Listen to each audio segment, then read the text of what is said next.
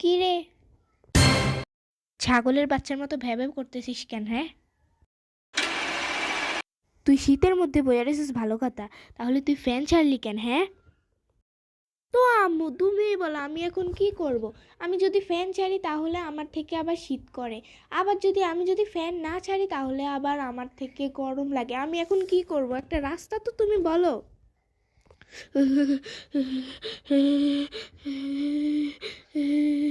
তুমি এখান থেকে যাও তো। এত জোরে ফ্যান এত জোরে ফ্যান যদি তুই চালাস তাহলে তোর থেকে শীত লাগবে নাকি গরম নেই লাগবে? হ্যাঁ, আম্মু সব সময় এমন করে আমার সাথে, আমার ভালো লাগে না। সব সময় শুধু আমাকে বকা দেয়, আমার একদমই ভালো লাগে না। আমি আর বাড়িতেই থাকবো না। ও বাড়িতে না থাকলে তো আরেক